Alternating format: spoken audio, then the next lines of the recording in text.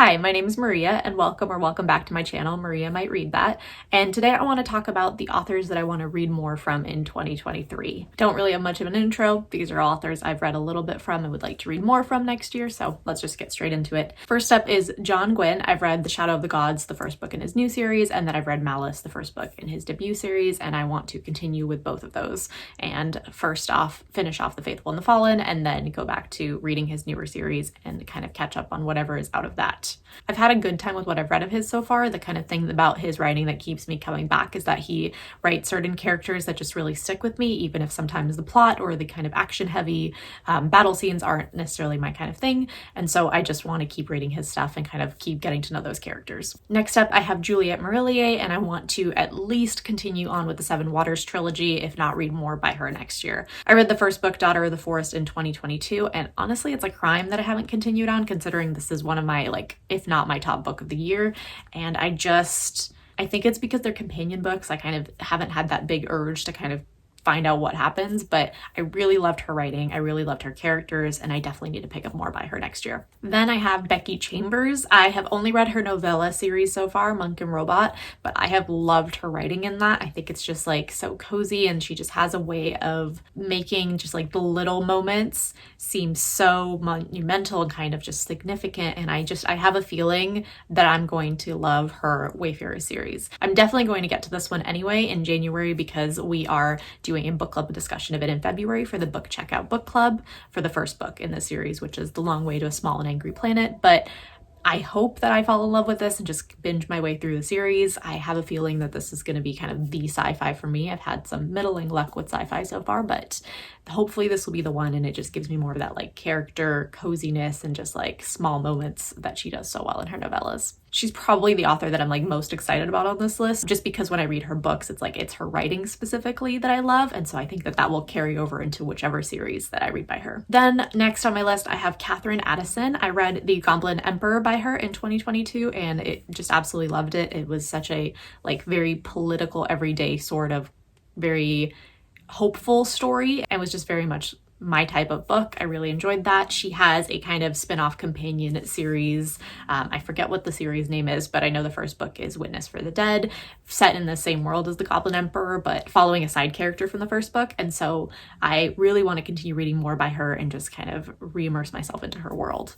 I'm a little nervous about this one because it is following a different character, and I wasn't necessarily as attached to this character in the Goblin Emperor, but I have faith that she will make me attached to them in this new series, so I'm excited to get to her books as well. And this is one that I'm also hoping to get to kind of at the beginning of the year, because Kate from Kate Coy recently read Goblin Emperor and loved it, so we've been talking about wanting to buddy read the spin-off companion book, so hopefully this one will also be checked off pretty early on in the year. Then to mix things up a little bit, I've got a romance author, and that is Emily Henry, and I actually haven't read anything of hers in 2022, but back in 2021, I did read People We Meet on Vacation, People You Meet on Vacation, the vacation one, and I really liked it. I blew through it. There were some issues I had with the ending. I thought that the ending wasn't very believable, but it was best friends to lovers, and I really liked that trope, and I was very immersed in her writing, and I have a feeling that I'm going to at least enjoy kind of her other books, so I do want to pick them up when I'm kind of in the romance mood. The ones on my kind of priority list are Beach Read, which I've heard amazing things about, and then I know she has Happy Place coming out in 2023,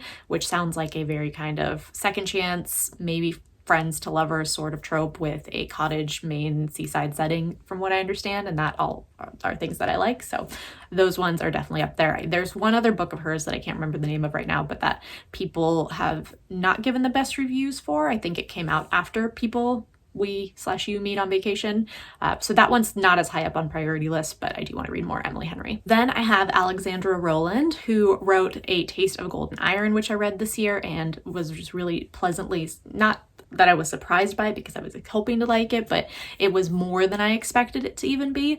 And so for some reason I thought it was her debut, but it turns out she has a lot of books written before this, and they're all set in the same world as this book was. It's just kind of separate stories. So I definitely want to pick up more by her, and hopefully they'll be the same kind of everything that I loved about this will be present in those books. She has this really great thread on Twitter where she talks about where you should go from Taste of Golden Iron based on kind of what elements you liked from it. And I think the one that I'm going to prioritize getting to next is A Conspiracy of Truths, which I think is a person in jail telling stories, trying to take down a corrupt government, something like that. And storytelling kind of embedded in stories has always been something that I really love. And anything political, kind of corrupt governments, themes, again, are things that I really enjoy. I wanted the politics in Taste Golden Iron to be worked out and embellished even more, so hopefully this will kind of give me that taste of what she can do with politics. So that's going to be my next one, but there's a lot of books of hers that just sound really good that I want to kind of work my way through. And then I've got a classic fantasy author that I want to read more from on this list, and that's partly because he just puts out so many books, and that is Brandon Sanderson. So I do want to read the next 2 books of the Stormlight Archive that I haven't caught up on yet, so I have read only the first 2 and really enjoyed them this year. So those are big priorities for next year. And then I do want to at some point pick up Elantris and Warbreaker. I wouldn't label myself like the biggest Sanderson fan because I've had mixed results with his writing. I wasn't the biggest fan of the Mistborn trilogy, for example, and even with Stormlight Archive, I feel like I like it for different reasons than other people who really love his writing do, but I have enjoyed his writing. So I do want to kind of, I think he's one where I would probably end up liking 50% and disliking 50%. That's kind of just the feeling I have. So I want to try more so that I can find the ones I like and maybe just DNF the ones I don't. So I've heard, I think both Elantris and Warbreaker are supposed to be much more kind of political and character driven. So it sounds like I might have good chances with those. So those are the ones that have been kind of most highly recommended to me to try out given my tastes. And that's what I would like to pick up. I might not get to those in 2023. Stormlight Archive is kind of the bigger priority, but he is on this list. And then some honorable mentions, which are also ones that I may or may not get to next year, or just don't have that much of a backlist I want to read more from, but technically are ones I do want to continue reading from. We have Naomi Novik and specifically the Temeraire series, which I do want to pick up. I have a feeling next year might not be the year for it because I think I've got things that are just higher priority than it at the moment, but this is a kind of dragon bonding, dragon riding series set in the Napoleonic Wars, I believe. So I'm really hoping that I'll love the like dragon bond in this and get kind of my Aragon fix that I'm always looking for, to be honest, from it. And yeah, that's on the list, but may or may not happen. I also have Marie Brennan on the list. I've read a lot by her. So at this point, the one that's kind of still to be read is Driftwood, which is more of like a shorter novella, a little bit over 200 pages sort of book, and I do want to pick that up at some point. And then Marie Brennan is part of M.A. Carrick, which is a duo writing the Rook and Rose trilogy, and if that 3rd book comes out next year, I'll be picking that up for sure. And then kind of another honorable mention that I'm lumping together into one because these 3 authors don't have any backlist books that I want to get to, but they are absolute favorite authors of mine that I am just dying for their next book for. So I definitely want to read more from Fonda Lee next year, more from M.L. Wang, and more from S.A. Chakraborty. All of them have books coming out that I am super, super, super hyped for. Fonda Lee's is a novella, so I'm still excited for that, but I am also more equally awaiting like a full series from her. But I'm especially excited for S.A. Chakraborty's new series, The Adventures of Mina al-Sarafi, to come out. And I'm super, super excited for M.L. Wang to come out with a new book because I absolutely adored Sword of Kaigen, and she hasn't written anything since, to my understanding. So I'm very excited to see kind of what she's gonna do with this new book. It's called Blood Over Bright Haven, and I believe it's like a standalone, something to do with mages and dark academia, which aren't necessarily like buzzwords of mine normally, but it's M.L. Wang, so I'm excited and will read whatever. Those are all authors that I would like to read more from next year, and I'm hoping I will love these books as much as the ones by them that I've already tried.